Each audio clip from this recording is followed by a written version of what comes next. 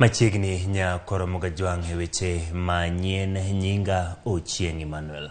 Machiegni nyinga Simfros Okinda jaloko marwa Belinda Adhiambo. Kawachogi wach mabende en mar kuyo odhiambo makawuono. Malkia mar ariyo e piny Uingereza mong'ere kaka Queen Elizabeth the second owito ngimane.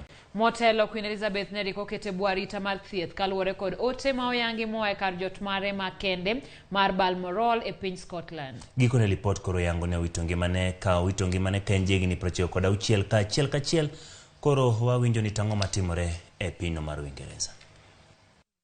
To so many for so long. And with the passing of the second Elizabethan age, we usher in a new era in the magnificent history of our great country, exactly as Her Majesty would have wished, by saying the words, "God save the King." The Prime Minister, Liz Truss, who was installed at Downing Street just a couple of days ago, having met the Queen in that audience, really presenting her own tribute with some personal elements in that, but also revealing something which we were hoping to hear, either from the Prime Minister or from the Palace, which is that Charles will be known as King Charles III, Nick, and that is at least confirming the title that he has adopted. Yep, that answers that question. And of course, for him, for Charles, there will be conflicting emotions at this moment. Yeah. There is the great sadness that he refers to in his statement of the loss of his mother. But at the same time, this is the moment when he finally achieves his destiny. He is the oldest and longest serving heir apparent in British history. He will be the oldest person to become king in British history. Previously, the oldest person was William IV, who became king in 1830, aged 64. Well, Charles is 73. And he will know that this is a challenge for anybody to step into the position.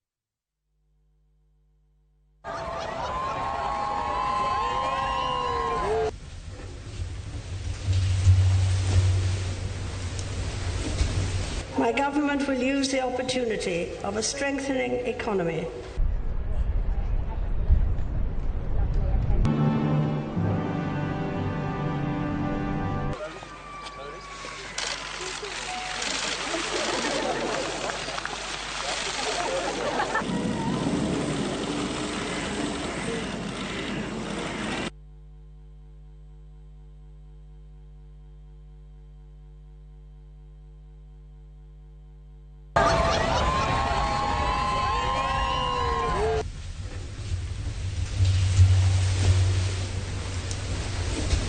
My government will use the opportunity of a strengthening economy .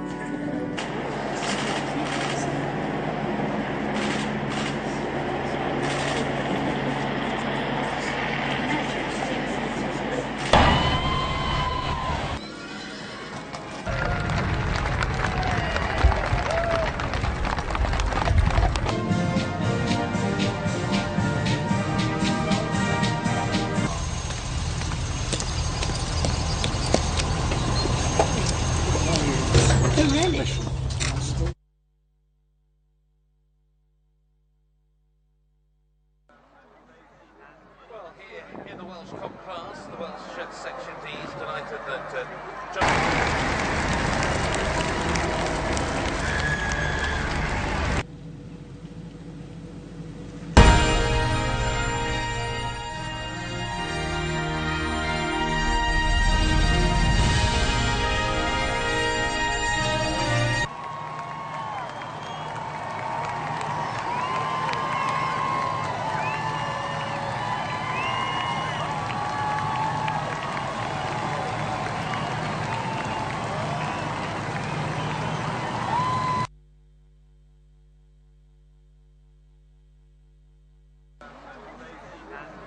here in the Welsh Cup class, the Welsh Section D is delighted that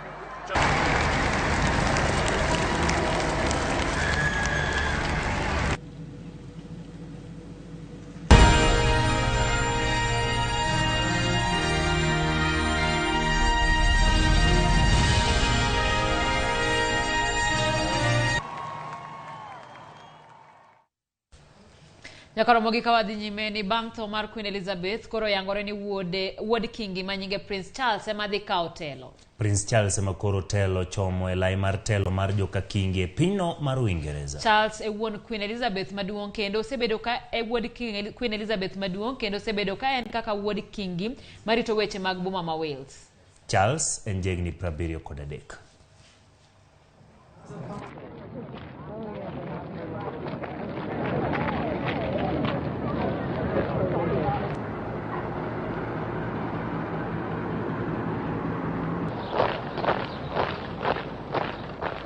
Against all manner of foes.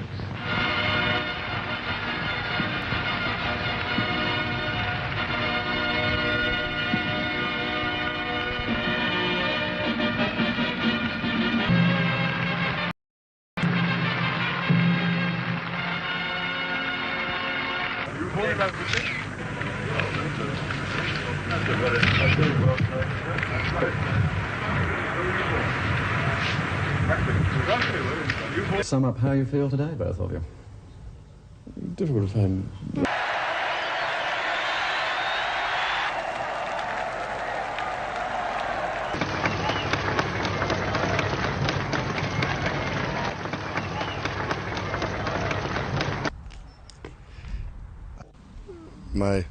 My dear Papa,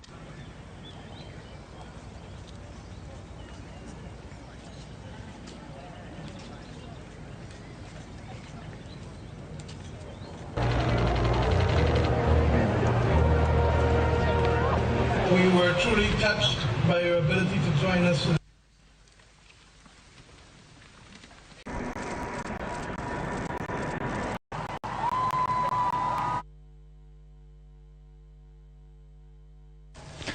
Ramogi wadhi nyime koda weche manyien mabede timore pacho kaeri bang' lonyo oko lemo mar seneta ma Bungoma manyocha jopiny omiye. Moses Wetangula koro ema oyier kaka spika mar od bura mamalo. Wetangula oyombo Kenneth Marende mane gilaro godo komno. Jailieta miyo wanonro mar Marende. Moses Masika Wetangula ne odonjo e od bura higa 1992 kod otiko mar KANU kaka jaod bura mar Sirisia kaunti ma Bungoma. Nyaka sani mane ogwetao kaka seneta moyier ma Bungoma, Wetangula ne en achiel kuom jogo mosebedo e od bura kuom higni mathoth. E kinde mane en jaod bura ma Sirisia, Wetangula bende nosegatiyo kaka jatend migao mar weche ma oko kata Foreign Affairs e higa 2006 nyaka 2007 kod jatend migao mar ohala kod kembe kata Trade and Industry kuom higa achiel e kind dwe mar adek higa mar 2012 nyaka dwe mar adek higa 2013. Kopogore kod siasa, Wetangula maen okil osetiyo kaka jang'ad bura kokalo Judicial Service Commission. Wetangula mabende en ogai mar duond od bura mar Ford Kenya ne oyier seneta ma Bungoma mokwongo e higa 2013 ka kendo ne ochako yiere e higa 2017. E od bura mar Senate ne ogwele kaka jatend kweth manok kata Minority Leader ka otelo ne kweth mar NASA. Kata kamano chwanyruok ne wuok e kind ute bura mane oloso NASA ma othich Wetangula oko e komno. Mae nomiyo owuoyo matut kendo malit e od bura koweyo komno. Jailieta, Ramogi TV. Kawadhi nyimeni Amason Kingi koro nigi ting' mar tayo od bura mar Senate bang' kane oyiere. Kingi mane yudo ombulu 46 mag Senate nigi ting' mar riwo od burano kanyakla. En jago ma osegoyo okenge kidienje mag siasa kendo gikone oyudo lemo machielo. Cleophas Oluoch miwa nonro mar Amason Kingi. Odiochieng' ma jod bura koro osebedo karito gi siso ne ochopo. Tarik 8 dwe mar 9. Amen mar siasa ne ochopo akirikiki mare od bura. E kom mar spika mar Senate, ng'wech mapek ne igeno e kind Kalonzo Musyoka mar Azimio la Umoja kod Amason Kingi mar Kenya Kwanza. Kata kamano, Kalonzo Musyoka ne owuok e ng'wech. Gikone Amason Kingi ne oyudo lemono. Mimi Amason Jeffa Kingi nikiwa nimechaguliwa kama spika wa Seneti, naapa kwa jina la Mwenyezi Mungu kwamba nitakuwa mwaminifu kwa watu wa Jamhuri ya Kenya, kwamba nitatekeleza kwa uaminifu na uangalifu kazi zangu kama spika wa Seneti, kwamba nitatii, nitaheshimu, nitahifadhi, nitalinda na nitaitetea hii katiba ya Jamhuri ya Kenya, na kwamba nitatenda haki kwa watu wote kulingana na hii katiba ya Kenya na sheria na desturi za bunge bila uoga au upendeleo, upendo au chuki. Ewe Mwenyezi Mungu nisaidie.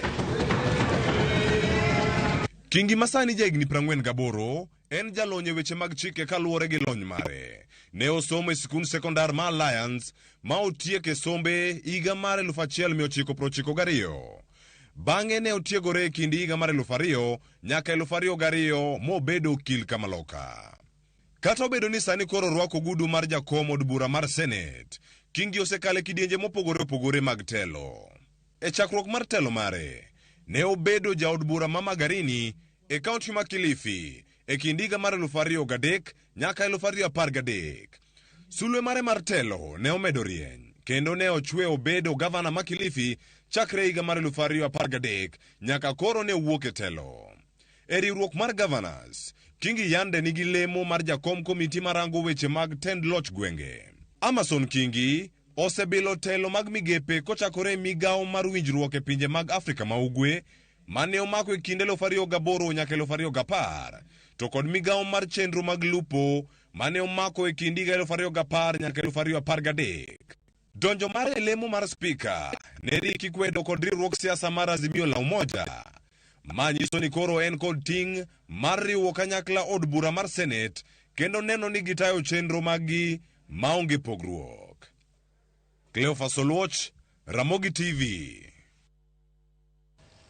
Moses Wetangula emoyier kaka spika manyien mar od bura mamalo. Wetangula oyangi kaka jaloch bang' yombe tielo mokwongo makaito bang'e Kenneth Marende mane gilero goyo bade piny. Ikuno mar ombulu Wetangula ne yudo ombulu 215 kiluwe gi Marende mane yudo 130. Kata kamano Marende ogoyo bade piny kapok gidhi ombulu mar ariyo. E koro mga jwang' achiel kachiel oboteri od bura mondo miwane ni to Moses Wetangula chiwo twak mare to ka osechamo muma mar bedo spika mar od bura mamalo.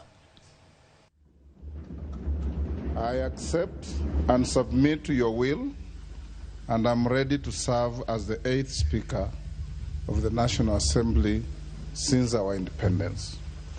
I'm delighted to note that over 55% of members of the last Parliament have been re-elected. Of this category, 24 of you served in the previous parliaments. Your re-election demonstrates the confidence that the citizenry has in the leaders that they elect to this House. Honourable members, speaking of the Honourable Justin Muturi, what many of you may not know is that he's not just my predecessor.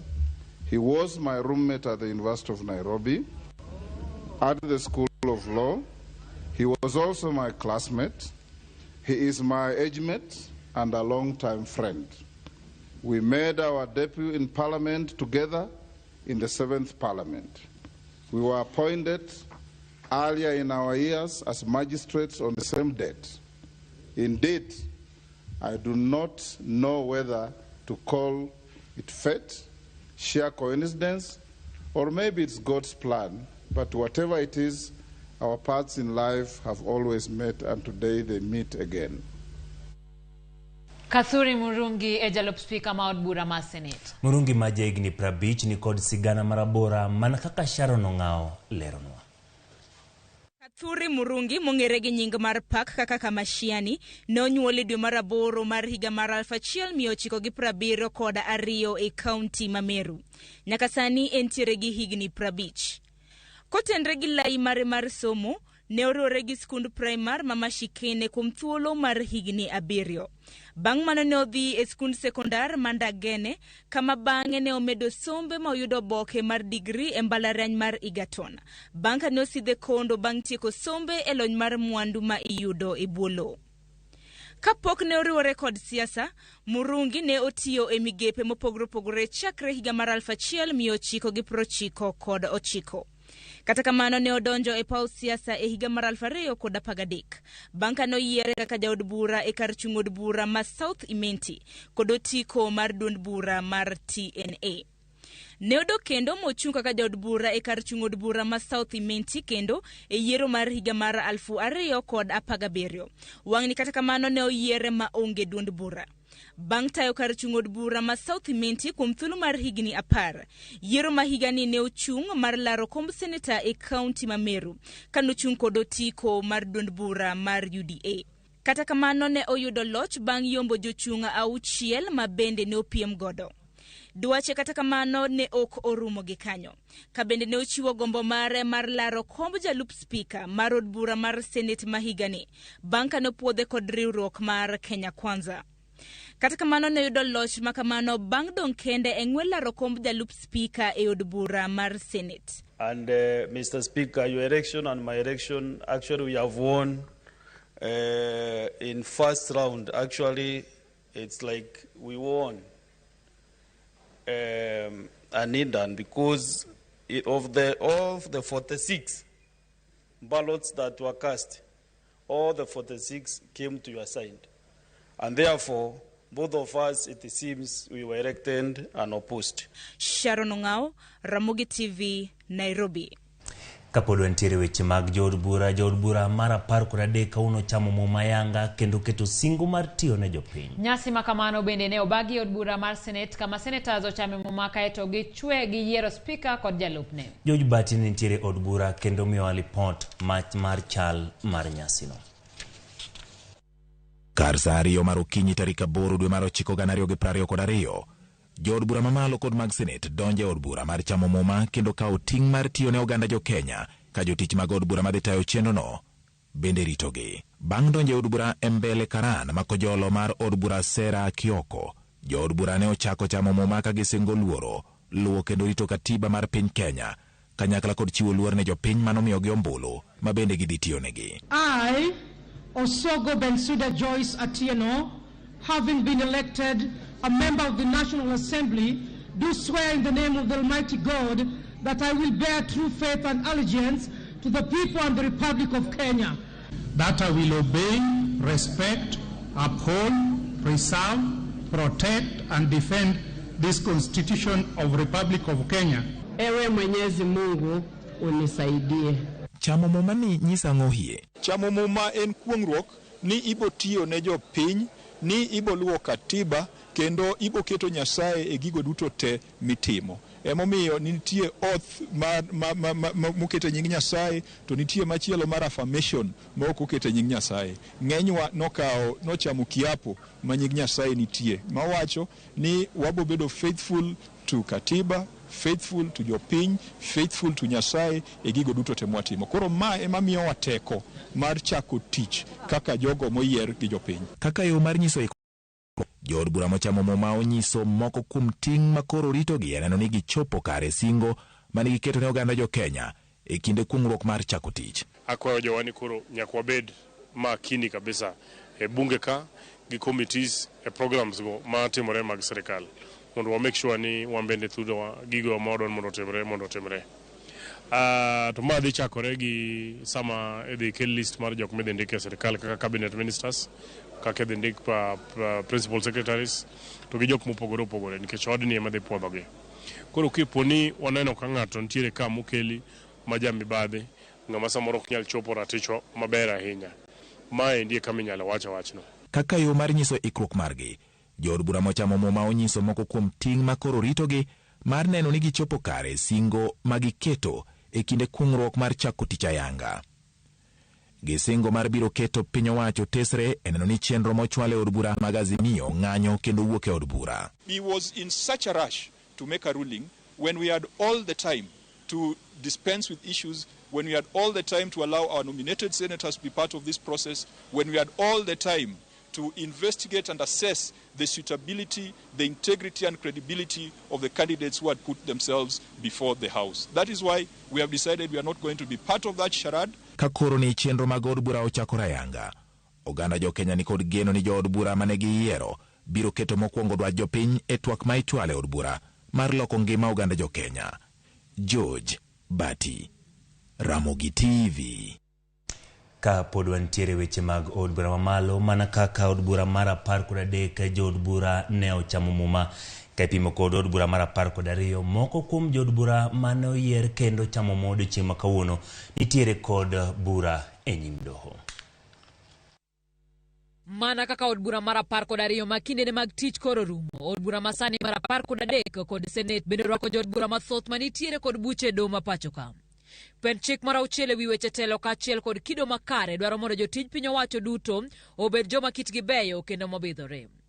Lere wi chik ni pok oyudore ka koro jood bura masani maromo 64 ni kod buche doho. Dwe mar 5 higani jatend migawo mar arita kwe Laktar Fred Matiang'i nolieko ni piny Kenya nochomo yiero achije mag njore od buche ma pacho ka. If we are not very careful as a country, we are going to launder into elective institutions drug dealers, criminals of unprecedented standards. Moko kuom jood bura mamalo mani kod cases oting'o jood bura ma Kimilili Didmas Barasa mano donje kod ketho mar nego achiel kuom jalwet jal mane gipiem godo e laro komno. Jaod bura ma Embakasi East Paul Ongili mong'ere kaka Babu Owino nodonje kod ketho mar tiyo marach kod magina mare mano weyo DJ Evolve kod hinyruok marach.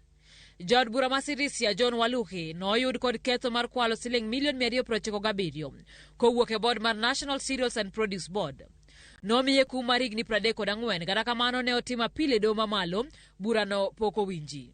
Oscar Sudi ma en jaod bura ma Kapseret ni e do makedo gi mibadhi kuom chiwo bok mabandia mag somo e higa mar 2013 kano manyo komno. Silvanus Osoro ma en jaod bura ma South Mugirango nodonje kod ketho mwandu e kinde yiero matin mar ward mar Kiamo Kama dwe mar 3 higa mokalo. Jaod bura ma Embakasi North James Gakuya ni kod bura e do mar tiyo marach kod omenda mag CDF, yudo mwandu e yo ma ok ler kod koso luwo yore makare mag jiewo mwandu. Jood bura mamoko mani kod buche oting'o jaod bura ma Nakuru Town West Samuel Arama kod Daniel Manduku mar Nyaribari Masaba mano yier kod ODM kind jood bura mamoko. Kawadhi od bura mar Senate, Senator Alan Chesang mar Trans Nzoia ni e doho kuom tenda mabandia mar nyiewo laptop ya PC mar jalup jatend piny masani wuok ya PC William Ruto e higa mar 2018. Bende Senator Makisiri Chado Nyonka en achiel kuom jogo manie listi mar duol makedo kod mibadhi kaka jalno ma ok owinjore bedo jatelo e pacho ka. Senators mamoko gin Danson Mungatana mar Tana River kod Samson Cherargei mar Nandi. Gie sani nitiere jokedo ne ratich oganda mane otero bura e doho mar dwaro mondo jotij piny owacho duto mani kod buche doho ogwe tao. Nyaka doho bi ng'ad burano, achije mag njore pod biro yudo thuolo mar telo e pacho ka. Duol mochung' ne kedo gi mibadhi EACC ochiwo milome ne jood bura ma ochamo muma kawuono mondo yangi chal mar mwandugi e thuolo mar ndalo 30 mabiro. Bang'e to apisa mochung' ne weche omenda e duol mar EACC biro ndiko lipot ma ok olewo ne tarik 30 dwe mar 10 higani. Pend chik namba 26 gi 27 ma jotij piny owacho manopodhi higa mag 2003 dwaro ni jotij piny owacho nyaka ket ayanga yoregi mag yuto mwandugi kod gopegi e kinde ma gidonjo telo kendo tok ka gisewuok e apisi. Non joutegi kod nyithindgi mapok orwako higni 18 bende dwarore. Ma en achiel kuom yore mag thiro mibadhi ma kinde moko janyidhore ahinya to apise mag siasa.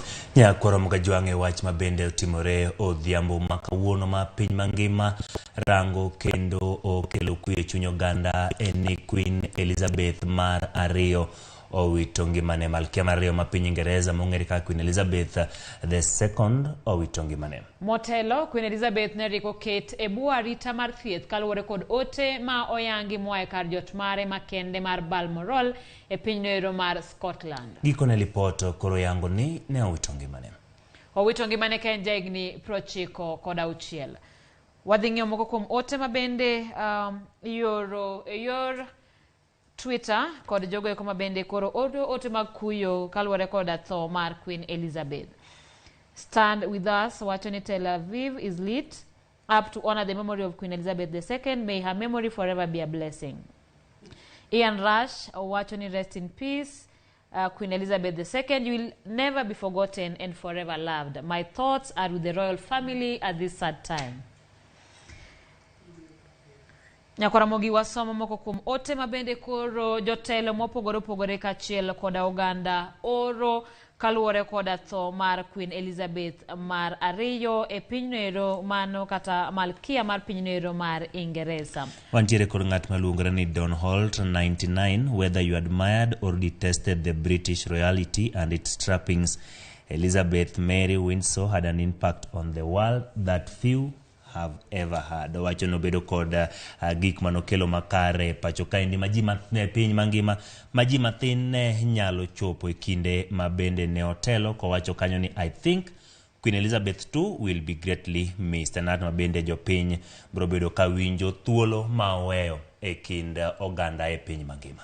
Donald Kipkorir wacho ni our Queen Elizabeth II the second is dead. Long live the Queen. As an Anglophile, I join the House of Windsor in praying for the repose of the soul of Her Majesty. Wantiere kod ji mathoth gas mabende wuok e piny mar Uingereza wacho ni the nation and Commonwealth has lost its grand mantieni piny mar Uingereza kachiel kod riwruok mag pinje mago mag Commonwealth owito kanyo jatendgi mabende miyo nying kanyo kaka grand man nikech hike mane osechopoe ka bende owito ngimane. Ramogi ote medo molo kaluwore koda tho mar Queen Elizabeth mar ariyo mabende ne otimore mana midhiambo makawuono ni eri bang' ka osetayo piny noero kuom thuolo mar higni 70 ka bende en achiel kuom malkia ma obede kom noero kuom thuolo malach ka ipimo koda mamoko mabende ne osebedo e kinde machien. Ntiere ng'at maluongre ni Malven mabende wuok e pino mar Uingereza owacho ni ntiere higni 96 ma koro idhiale ngimane ka bende higni 70 ka otelo ne pinyno mano mar Uingereza. E kinde go eko Prime Ministers 15 osekadho ka pod otelo ne piny noero. Ngiso kanyo bende ni piny Amerika osebedo kod jotelo 13 ka bende osebedo e telo kuom kinde malach. Omiyo jogo mantiere piny mar Uingereza biro bedo ka winjo thuolo ma oweyo e kinde ma bende koro onindo. Maria Shriver wacho ni when I think of her, I think of how despite everything going on in her own family and in her country, she kept serving. Kabende owacho ni mano nen telo mano tiyo tije e yo nero makare. Ramogi gi kanyo nero wakao yoyo matin kikidhi mabor pod wadu.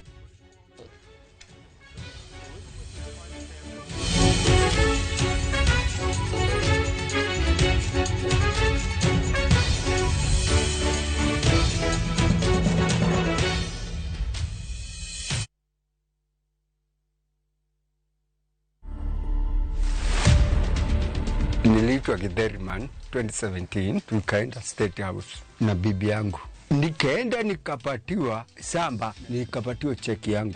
Na nikapatiwa mpaka title. Uko na surprise nyingine unataka kupatia wa Kenya? Yes, niko na kanini kakitu kakubeba uji na ugali.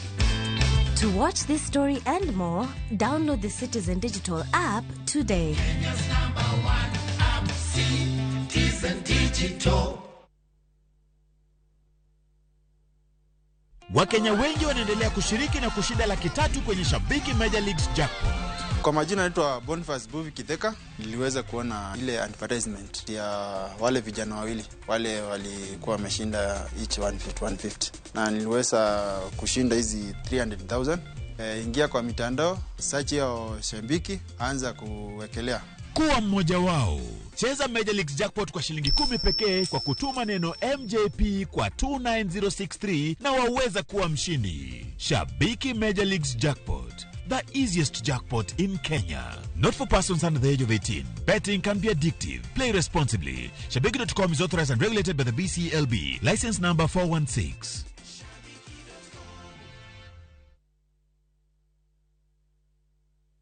Collect fare kwa boda au matatu ukitumia ViewPay cashless na uqualify for bima ya 100,000 shillings pamoja na medical cover ya 20k na permanent disability cover ya 100k kwa 5 bob pekee. Dial *236# today to start using ViewPay cashless.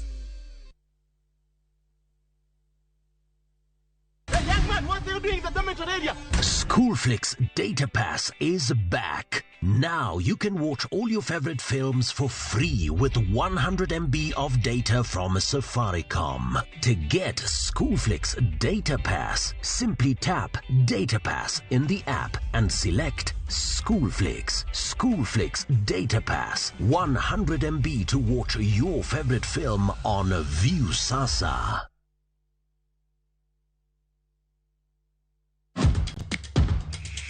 Epewe mag tuke maiero, hero mar adhula, kendo ipako gilo. Tudri kod James Opondo, japicha, gi Milton Ochieng Jaka Black, e pau tuke. Chieng' ngeso ka ngeso, chakre sa 8 odiochieng', nyaka sa 10, mana e Ramogi TV.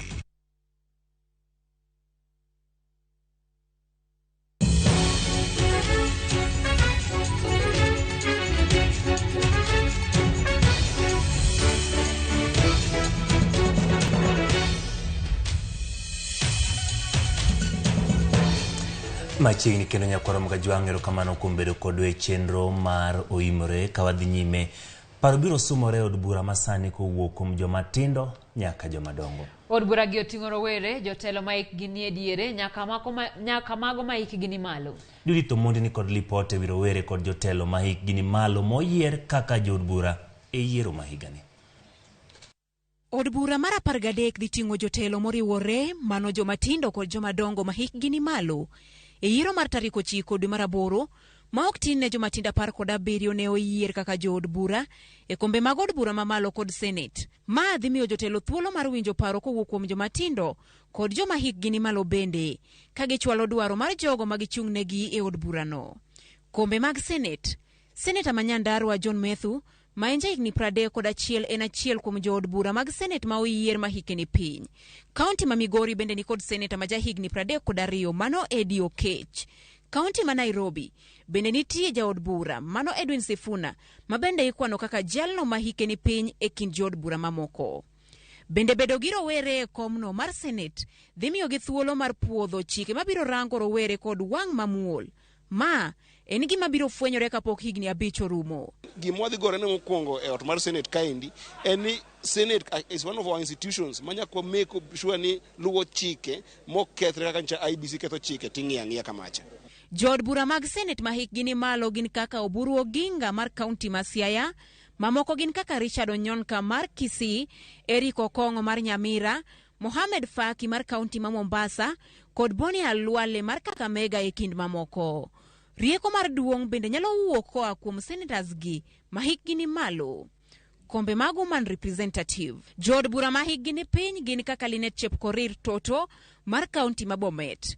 Toto en jahigni 24 kendo ne oyudo loch kod duond bura mar UDA. Njeri Maina mar Kirinyaga, ma en jahigni 28 bende en moro e kind mamoko. As a young person, I am the face of other young leaders. It is a demand that I deliver. Kombe mag od bura mamalo, ma koro ni kod rowere buora kipimo kod kombe mamoko mag od bura. E kar chung' od bura ma ol Jororok, Mwangi Mushiri oyier ka en jahigni 30.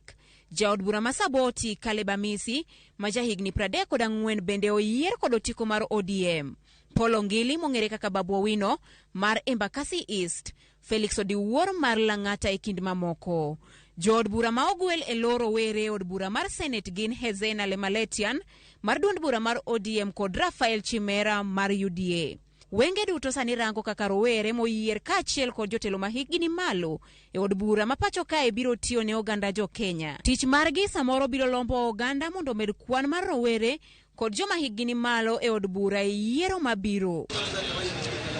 Judith Omondi, Ramogi TV. Jopiny dhi nyime gi golo pachgi ewi telo manyien ma koro donjo. Ywak mar jopiny ichwalo bende ne jod bura moyier sani ma jopiny jiwo ni giket maino e loso chike mabiro konyo piny. Jopiny ne omedo golo pachgi e yore mopogore opogore. Kijende mang'eny chiemo gi yor boda no, to kapo ni yore dangol ni koro ok los CDF ok duogi, basari be joma moko ok yudi nikech basari no be makonyo e CDF, donge ok debed maber kwayo ni mondo gilose chike moko mabeyo manyalo chako duogo loso piny mondo obed maber nikech aneno ka chike mane oket mokwongo ne konyo wato gitemo gol moko mos. Wakwayo ne weshimiwa uduogi kondo gi pesa no mondo utem konyowa kaka nyo ukonyowa bang'e. Kiko bed ni obedo igole. Itiere nyithindwa mabe makie ma sana kogolo basari to ok nyal mege gi jok mochung'ie kendo tich dhi bedo matek ahinya to sana wabunge kwasego kura kama to gijalalnwaga saidi gijalalnwaga ahinya to anakwayo sana kaka barabara masani waringe akwayo ni mondo gilosnwa wabet wanyalo ringo kuonde ma bet ber. Paro mopogore opogore pod medo nyiedhore kaluwore gi loch mar riwruok Kenya Kwanza kamoko kuom oganda to koro nyiso luoro ni riwruok mar Azimio la Umoja kidek podho. Jolony mag siasa kata kamano koni riwruog Azimio la Umoja pod nitiere thuolo maber mar keto tend William Ruto tesre. Joja oko nigi ler. Bang' duol mar IEBC kaachiel kod doho mamalo e pacho ka chiwo loch ne riwruog Kenya Kwanza, moko kuom jodak Mombasa koni mbi mar migosi Raila Odinga korka weche mag siasa pod ok rum sani. Ka jogi paro nonego nigi nego Simba to ema ginego Simba pod ono kangima. Wuod jok Odinga okega ne akang'onga wuod okero ndago lochne pod ok birumo ka pod ok otho bodhielo. Obro chiere no lokro chalo thuond ng'iele galo no berberie. En kore kobro chier molo kaka ji paro. Apani Raila kani chung to nitiere chieng' moro manowacho ni ok ochuno ni en manyako tel. Manyiso ni joluo ok otho. Nyasaye bende ok ofuwo momiyo nokelo Raila.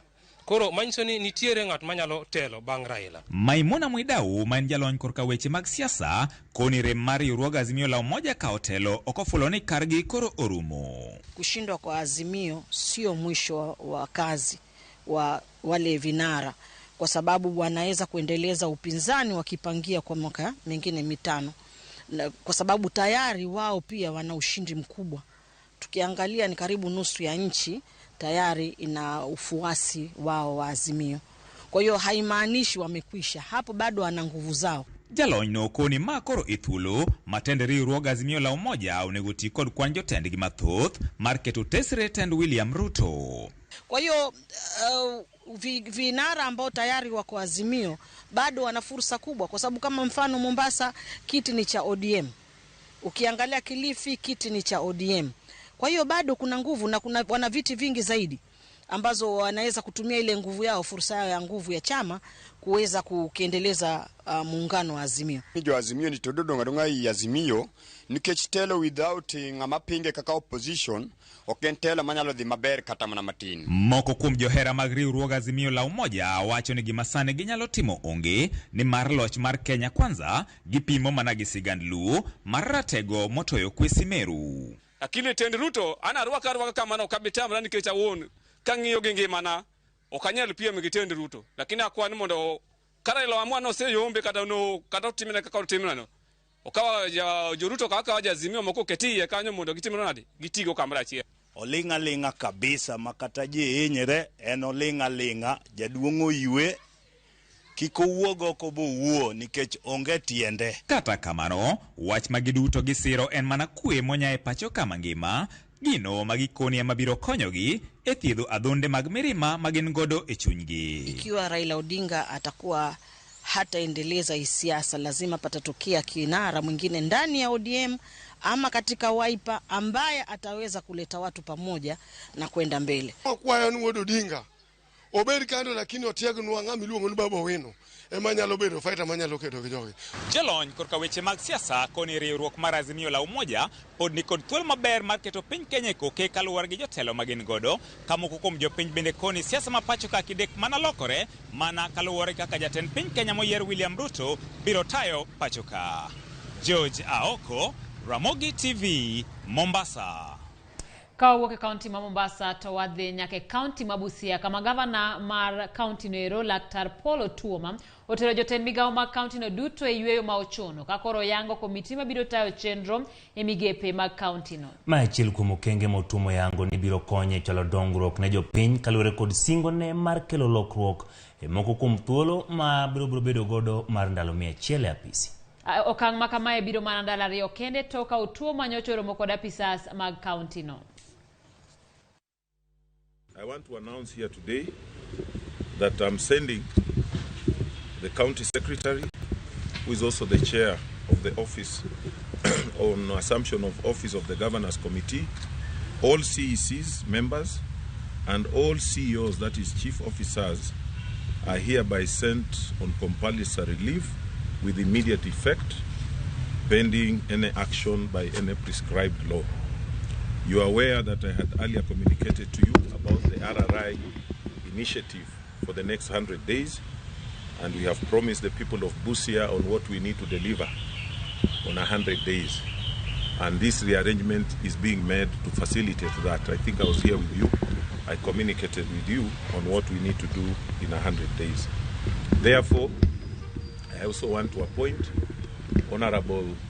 His Excellency Arthur Odera to chair the Task Force Committee on Finance, Economic Planning and ICT Subcommittee. He'll be chairing that task force to look on what it's going to do to deliver on the 100 days RRI initiative.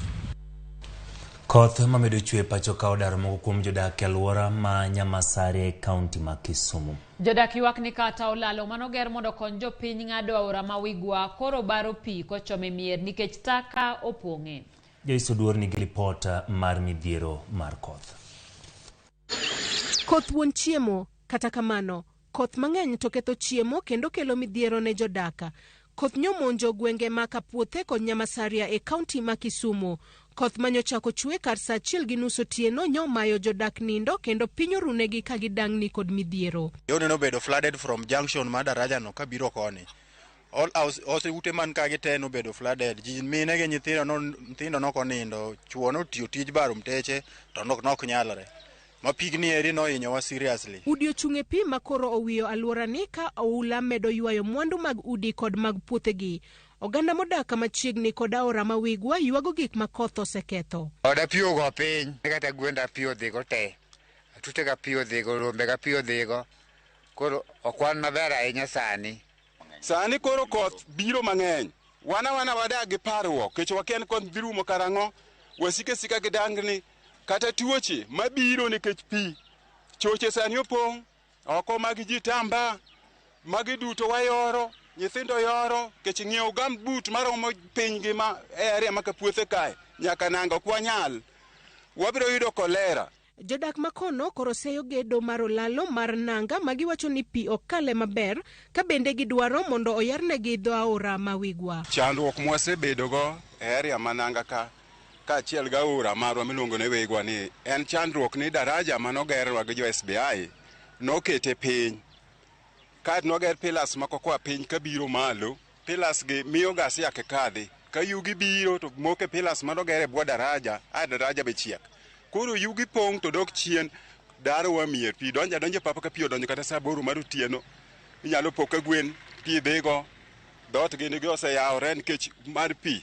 Gikwayo jotelo mane oyudo kombe e yiero maduong' higani mondo ochopnegi kony mapiyo kendo oyud duoko makare mar tieko midhiero mar oula mahimo gi kinde ka kinde. Kapok odhi mabor, wakwayi President Ruto ni kiwinjo dwonda, akwayi ni kelwa tinga e Nyamthoi mondo tinga olosnwa kanyo kata kelo jo China mondo gernwa kanyo. Sana jo China manyalo gero pigni osetamwa gero kech kelo tinga ni go dex ok nyalre.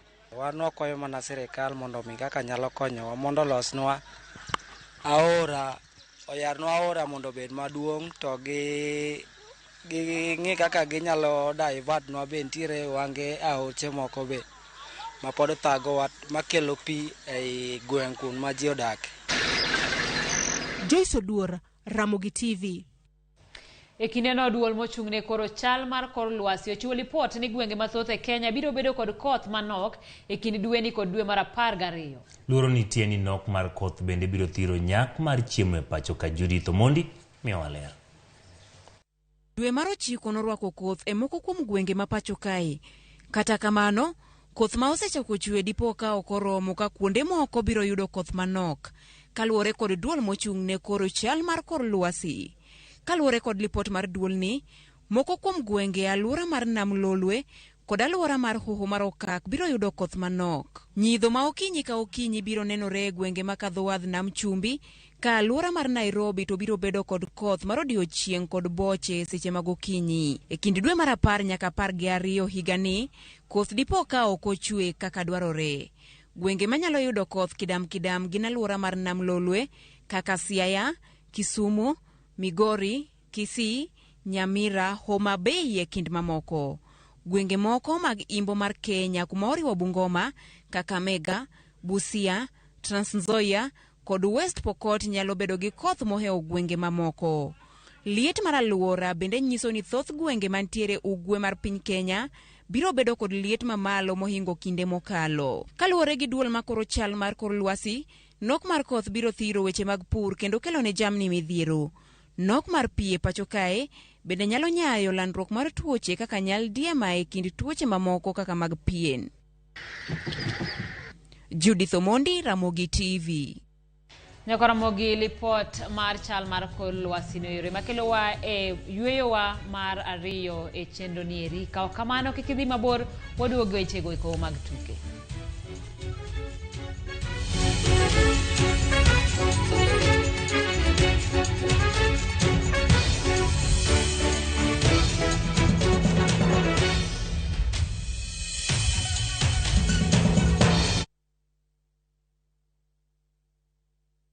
Citizen Digital is proud to have emerged top and been selected for the 2022 Google GNI Middle East, Turkey and Africa Innovation Challenge. With Google's support, Citizen Digital will increase its capacity in news gathering for our viewers and listeners under the Wananchi reporting platform. Download Kenya's #1 app, the Citizen Digital app today and get the news as soon as it happens. Kenya's #1 app, Citizen Digital.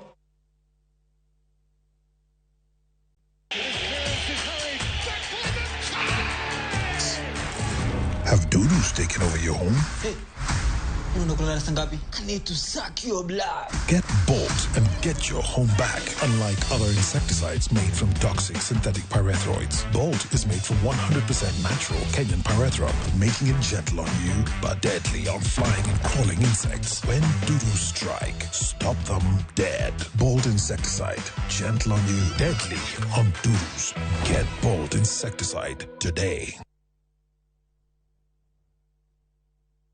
Enjoy View Travel affordable holiday packages. Kenya's #1 travel agent and online booking platform, View Travel offers wide variety of local flights, hotels, transfers, holidays, activities, and so much more. Whether traveling as a family, couples, chama, church groups, friends, or even going for trips to Mombasa, Diani, Malindi or Watamu, Masai Mara, Naivasha, Nakuru, or staycation in Nairobi. Call 0703-254-254. This is Kenya. Dream, explore, discover. Powered by Citizen TV.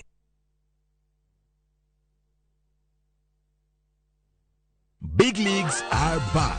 Enjoy boosted odds on the English Premier League, the French Ligue 1, the German Bundesliga, La Liga, Italian Serie A, and many top leagues only on Shabiki.com. Kuwa Shabiki. Play now. Strictly not for persons under the age of 18. Betting can be addictive. Play responsibly. Shabiki.com is authorized and regulated by the BCLB. License number 416.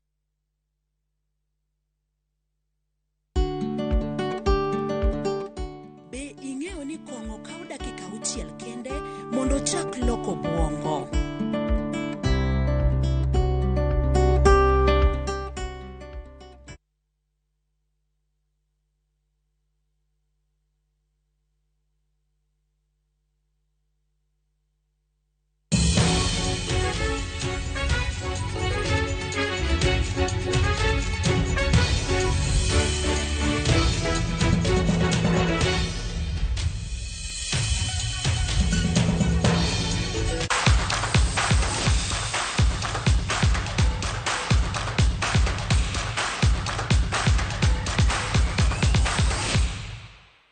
Machiegni nyakoro mgajoang odhi weche mag tuke. Wach malit en ni japiem mariembo ndiga ma ja Kenya Suleiman Kangangi gikone to kete kare mogik mar yweyo gwenge Manyien. Kangangi na wito ngimane tok ne masira juke e piem mariembo ndiga e boma ma Vermont e piny mar Amerika.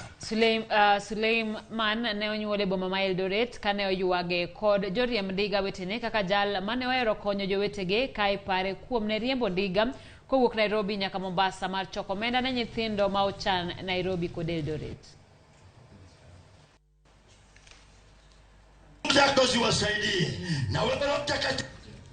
Meditate on your destiny. We to live for you. We want peace, brothers, sisters. Mbazao katika jina la Yesu. Watoto tuendelee. Wasaidiwe please. Tunaitishia kibali chako. Familia wateremke pale kwa hema ya chakula haraka. Mama pita. Faraja zote maandiko inasema yeye